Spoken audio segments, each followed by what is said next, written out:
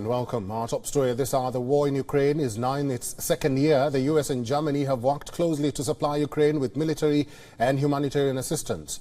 But there has also been friction over issues such as providing tanks. Washington has occasionally grown frustrated with Berlin's hesitance. President Biden met German Chancellor Olaf Scholz at the White House, and the two leaders vowed to keep imposing costs on Russia. This was Scholz's first visit to the United States since the war. Maintaining a steady flow of weapons to Kyiv will be critical in the war's second year, especially with both sides planning spring offensives. Sitting next to Scholz in the Oval Office, Biden thanked the German leader for his strong and steady leadership and support for Ukraine.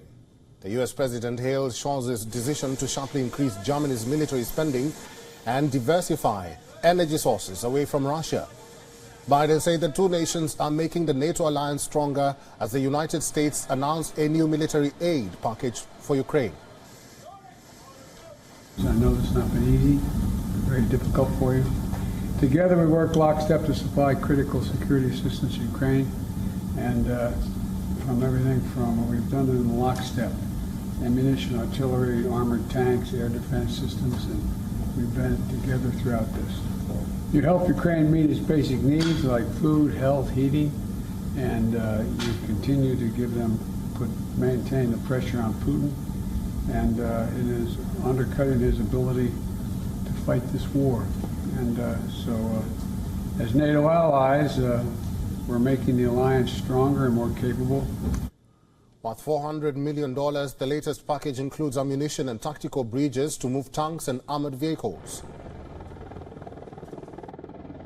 This package includes more ammunition for U.S.-provided HIMARS and howitzers that Ukraine is using so effectively to defend itself, as well as ammunition for Bradley infantry fighting vehicles, armored vehicle launch bridges, and demolition munitions and equipment.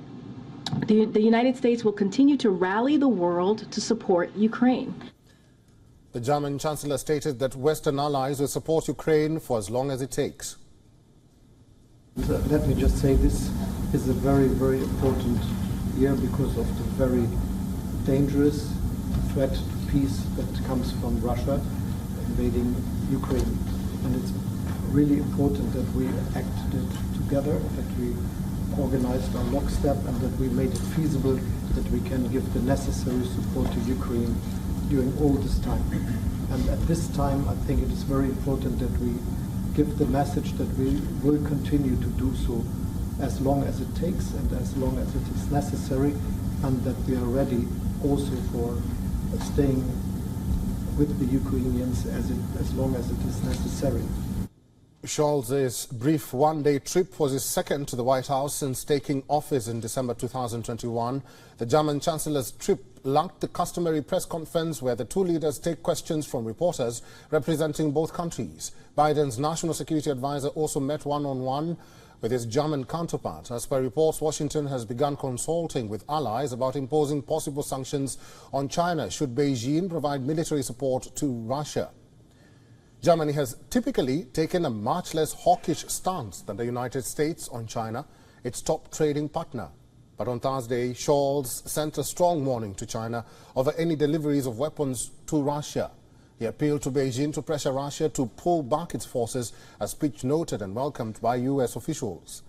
Meanwhile, in another show of support for Ukraine, U.S. Attorney General made a surprise visit to the country to attend a conference on justice and war crimes. Some experts view the Russia-Ukraine war as a main manifestation of the renewed geopolitical rivalry between major world powers. Analysts say Moscow is seeking to alter the Western-led system prevailing since the end of the Cold War. Western allies say the war has broken the entire security architecture built patiently on the European continent over many decades.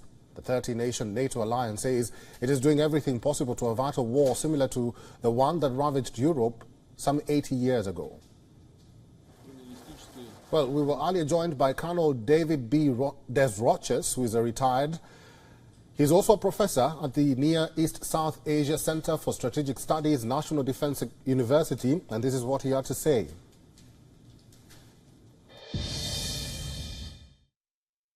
I haven't heard many critics, but those people who say it are basically parroting Russia's line. I mean, yeah, it's true. The war could end if Ukraine were occupied or if Ukraine surrendered. The war could also end if Russia surrendered. But what we've seen is that, and quite frankly, people in the West were more prepared for defeat than for Ukrainian defiance. I think that what we've seen is that the Ukrainian fighting spirit is something that people all around the world, even people who, were probably a little hesitant to support Ukraine, have realized is something that should be supported. The question is, how long can they support it? And, if people who support Ukraine have the weapons and have the willpower to continue, for another year or so. WION is now available in your country. Download the app now and get all the news on the move.